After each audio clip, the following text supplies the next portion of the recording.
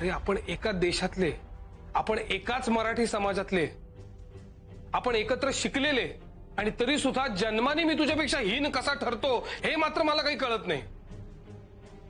मला वाटलं होतं आपल्या देशात, आपल्या माणसामध्ये जातीची कुंपणं असल्यामुळे आपण माणूस म्हणून एकमेकांची नीट वागू शकत नाही. पण तू तर कहरच केलास. अरे तू देश तर सोडलास, पण जातीचा अहंकार नाही सोडलास. तो इथवर घेऊन आलास तू. आता तू मला शिकवणार मी काय करायचंय काय नाही ते. देश सोडला म्हणजे धर्म आणि परंपरा विसरता येत नाही. माझ्या धर्माचा मला आतोनात अभिमान आहे, आणि माझा धर्म जे सांगतो ते विवेकाला धरून नाही.